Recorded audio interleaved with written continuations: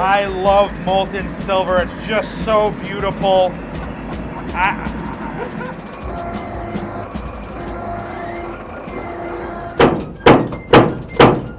Oh yeah.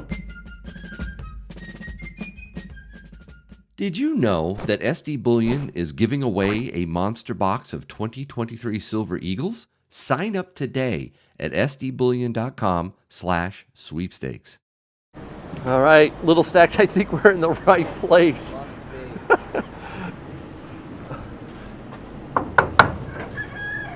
Yankee, welcome to local Silver Mint manufacturing facility. Come on in.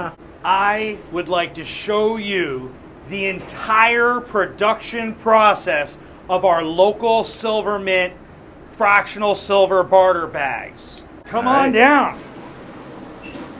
Steven is our production manager. Steven, nice to meet you. And then this is Fabian. Hey, Fabian. Nice to meet you too.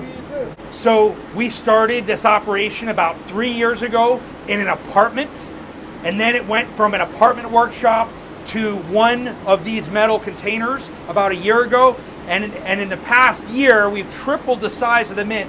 Now 3 containers interconnected. We've improved each of our stations to increase our capacity, reduce our production costs, and we have a show for you today. I can't wait to show you what we got. Are you ready? I am. Let's do it. I'm gonna weigh out 4,500 grams.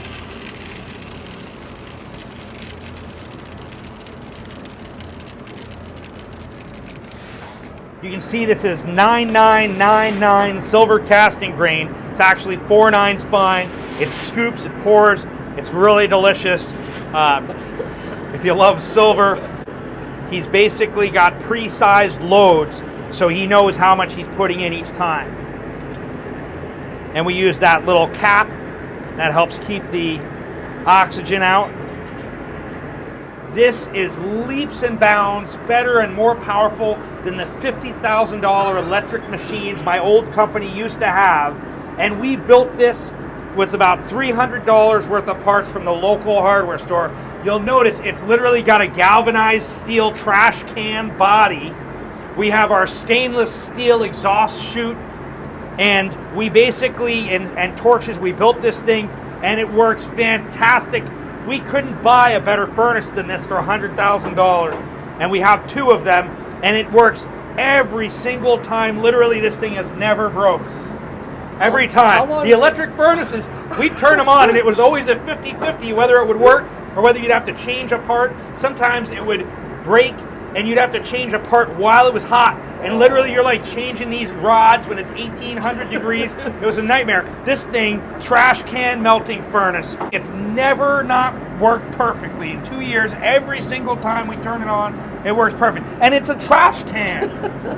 This one is our second furnace, which actually holds a bigger crucible, and we use that to make silver shot.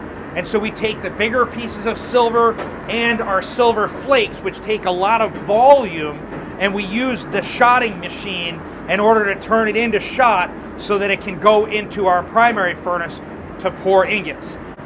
So you can see he's over here, he's cleaning the mold and just giving it a nice wipe down on all the mating surfaces. Got it out of the grill. Also, you'll see he's taking the slats for the mold from the barbecue grill. Yeah. We're really proud of this barbecue grill system because it allows us to preheat the mold slats to 500 degrees Fahrenheit so consistently, and it gives them a nice work surface to be able to clean the slats. Steve, that is ingenious. I love it. You've got the molds prepped, Steve? Yep, molds all ready. Ready to go. I got my Metallon spray on there. I got ready to pour silver now. Right. So this wet towel that he's wrapping around his hand is better than any pair of hot gloves we've ever found. We've spent $300-500 even on hot gloves, and they eventually just deteriorate. The wet towel costs $5, and it works better than anything. It resists the heat for much longer. It's just so good. Love a wet towel.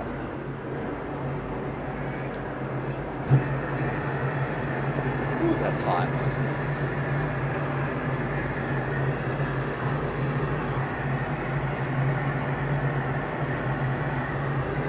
So he lifts the crucible up and out while we guide and protect the charcoal. And then he also hits the silver with the torch, keeping it nice and clean and free of any charcoal going down. Oh, I just love the look of pure silver. Wow. I love molten silver. It's just so beautiful. Just don't touch it, but you want to so bad. I just want to like grab a handful of it. And he has to pour it very carefully. And you'll also notice the safety pan underneath. And that's designed that in the event we have a crucible failure, the crucible and the silver fall into the pan and not on the floor. So it's a safety device. And you see how Fabian just protected and prevented that silver graphite from going in.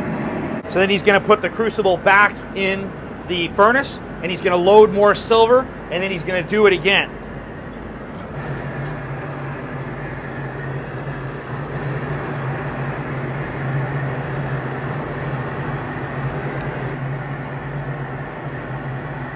We can basically pour about 100, this is about 150 ounces, and we can do about twice an hour.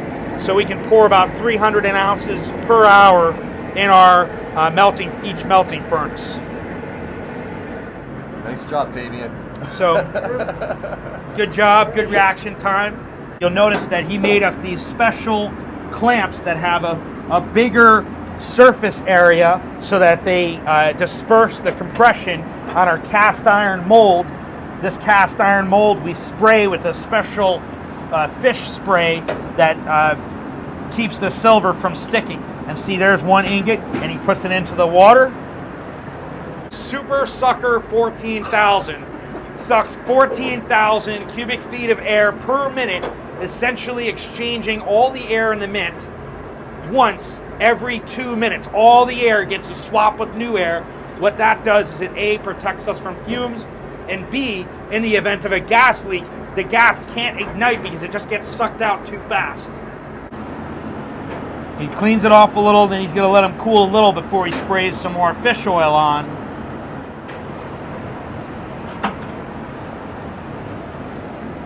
And these are the raw ingots. That brown color is the burnt fish oil, which we're going to clean off. All right, Steve, do you ever get tired of working with these beautiful silver bars? No, I don't. It gets nice and warm in here, though, that's for sure. I mean, right over there we have our thermometer. It says 110. Wow. So it all depends on how hot you like it. I'm just weighing the silver after I did the pour, so I know exactly what we got out of it. We leave a little bit in the crucible to help the next load start to melt. We know exactly, where everything is going. Every little speck of silver we keep track of. Can you put that in the yeah. chair? Very cool. He's going to take the trimmers and he's going to trim off any of the flakes that are just on the seams. You can see he's trimming it into a cup. Nothing is wasted. Every drop of silver is collected. Even our floor dirt, we literally sweep and refine the floor dirt. Nothing is wasted. Every drop of silver is recollected.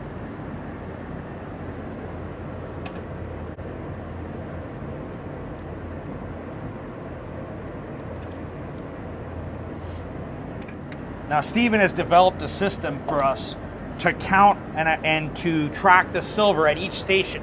And it's taken years for us to have a system that works successfully until he came around. Now he's going to clean the surface of the ingot, and we're going to see that nice silver color. It's important that he cleans off any of those burrs that are on the bar, because when it goes to the next step, it's important that the pieces have nothing sticking out that get in the way for a very precise measurement.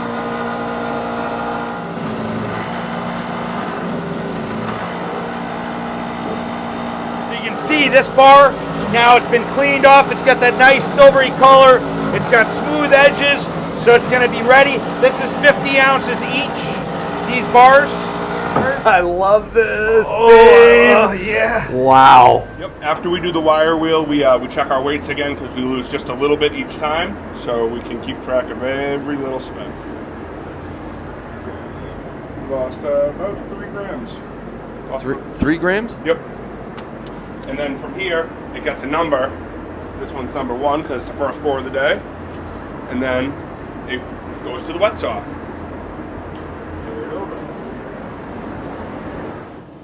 It's pretty cool, isn't it, Lil Stacks? Yeah. So he takes 2 bars at a time and he stacks them up very carefully. And the first thing he does is he just cuts off a flat edge at the beginning. That way he has a flat starting point on the next cut.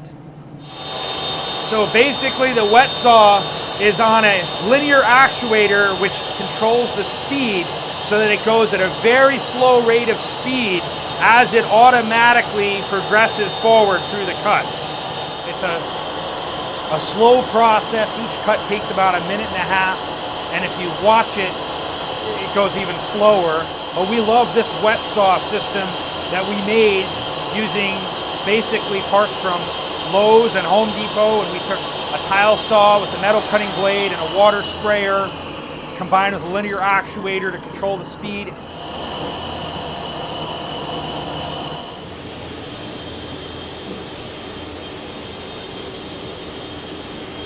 He collects the silver and then he puts it in a special bucket to let the water drain out of it. We refine that, we get the silver back. So now we can see he's using his precision measuring device. He's verifying the thickness of the strips at 0.700 thousandths of an inch.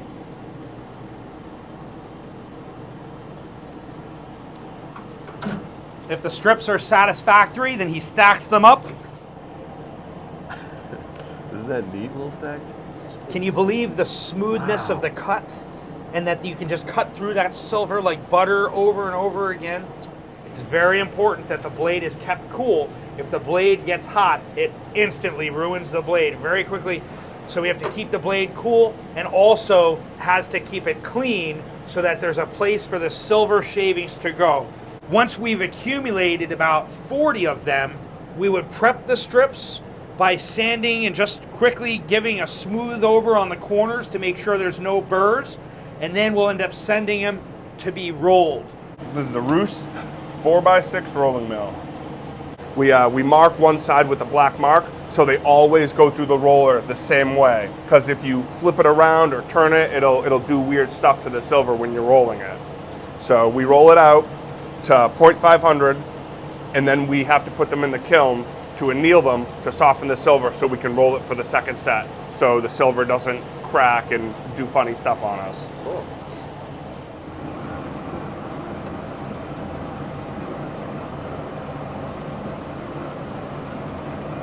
And we adjust it 30 thousandths. And then making sure that the black strip is always in the same spot.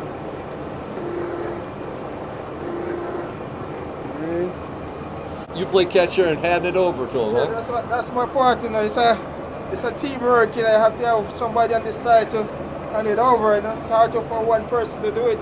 So Now, you usually do, you said 42 of these? 42 of them, yep. So 42. this is usually full of bars probably, right? We have sets of 5, we do. So we have 5, 10, 15, 20, 25, and then, you know, so they're in sets of 5 up until the last couple. And then I pass them through to him, and he puts them up top, and I'm taking them off the bottom, and then I take them off the top, and then he puts them on the bottom, so we don't mix up what we're doing. Well-oiled machine here. Yep.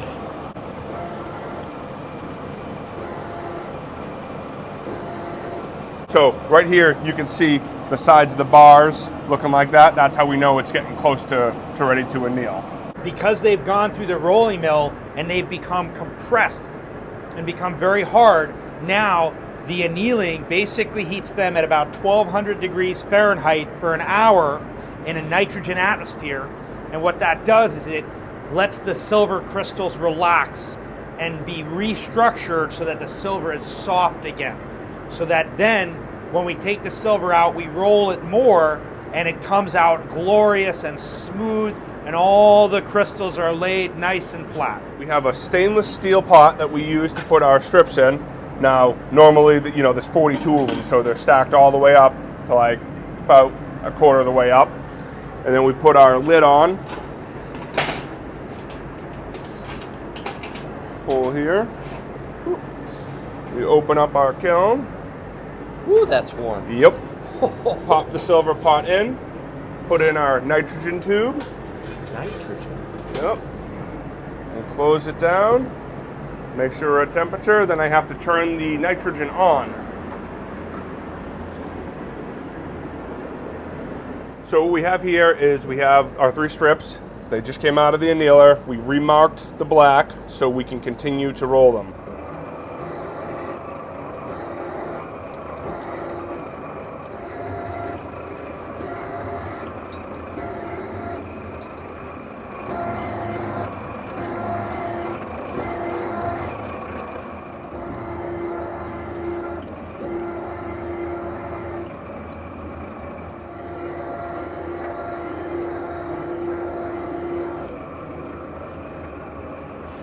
It 0.067. Perfect. So this is our finish mill. This mill is less powerful, but much more accurate. It's been adjusted to give us just the precise thickness that we need before we blank the strips in order to give us our target weight, which is 1% heavier than an ounce per ounce. So we give the customer an additional 1%, which actually saves us money by not having any rejects. And so it actually saves us money to just go a little over. And this machine allows us to get that precision accuracy.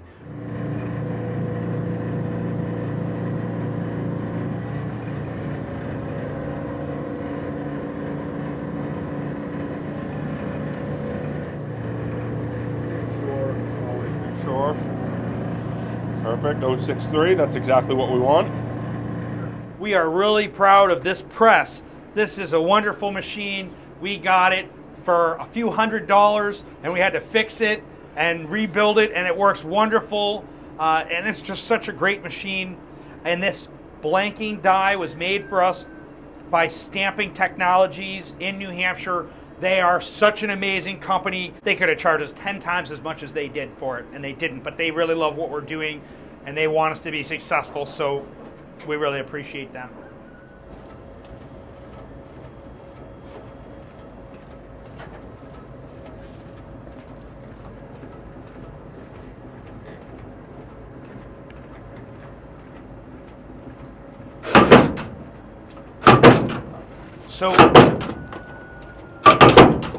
So first few punches, he's just getting his alignment, and then he can go for full speed.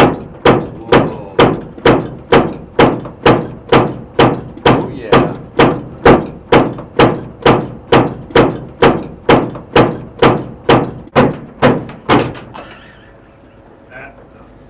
You like techno? Oh yeah.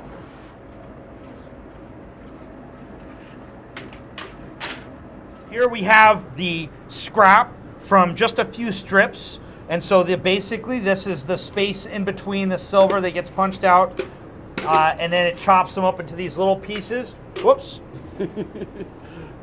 And then we have the blanks. So there's already a couple hundred pieces right there. It actually is deceiving. It looks a lot less than it is.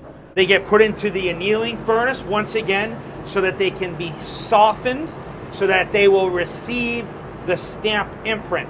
If you want to come down, we'll show you the tumbler.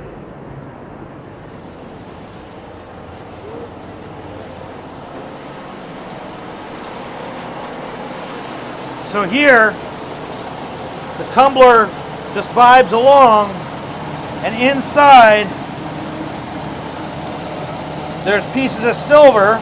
There's about 2,000 pieces of silver in this tumbler at a time. And so basically all it's doing is it's just deburring the silver. He's going to spray a little water to just get a little of this foam out. And then when the silver comes out of here, they're going to get washed and dried, and then they'll go over to our stamping press. Okay, so we're going to be stamping our pure 110 ounce bar. Load it in the chute.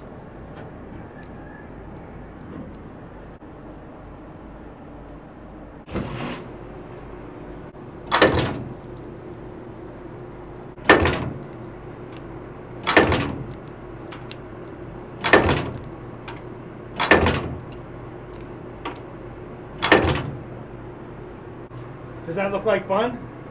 Yeah, it really does, man. You want to stamp out a couple pieces for yourself? Oh. Maybe you guys want to stamp your own piece, take it home with you, and keep it as a souvenir? Absolutely. Lil Stacks, what do you think? Sound good. Let's do it. All right. Ready to go.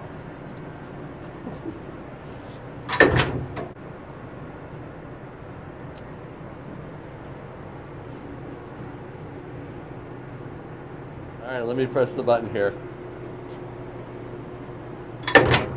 Woo! Oh, that is so cool. I love it. We got our souvenirs. Lil Stacks. Can we wash those off for them? Yeah. This right here is one of our vibratory finishing machines. I really love these. And this one, if you'll notice, it's filled with stainless steel balls. They're chromium plated and they're virtually indestructible. They're guaranteed for life. They never rust. They are super strong. And what happens is we put the silver in and they spin around and they shine up the silver nice and pretty, and they can do about 2,000 pieces of silver at a time in about 30 minutes. The machine on, then adjust my drip. Got the IV going.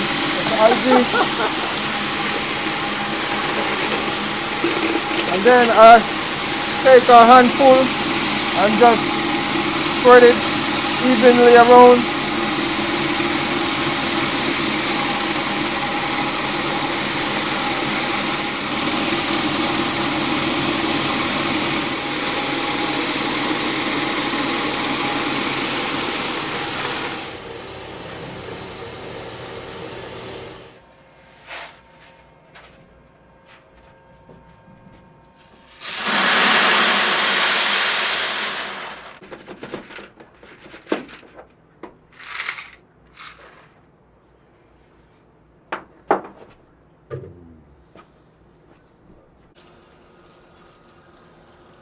This is our India-style drying rack. It's basically a fan that blows down on a towel that's nice and clean. And he basically just spreads the silver out, roughly one layer, and then he just sort of pats it dry to take any water drops off. Once again, for demonstration purpose, we're showing you this. Normally, he will be putting about 10 times as many silver pieces out on the rack. And this is the final step before the product is then bagged and packaged and delivered to the customer. Wow. Dave, thank you so much for showing us your mint, showing us this whole process. It's been exciting. I love it. I want to come back. I want to work for you, man. This is awesome. Oh, now we're talking. Yes! Congratulations on Thank such you. an amazing process. You really, what I love is the Yankee ingenuity that you have added to all the different steps. It really speaks to what we can do when we put our minds to it with a lot of hard work. Really proud of you. Thank you. I really appreciate that compliment from you. It means a lot to me. All right, till next time. All right. Take care. Stack it up. Yankee, what's going on? Yankee, come on! Yankee! You can't have sock bars! How are you gonna have a sock ingot? Oh my goodness! Is that everything? Can we check his back pocket? Oh my goodness, Yankee! How do you have, you know, these aren't souvenirs. We gotta keep these bars. Yankee, oh.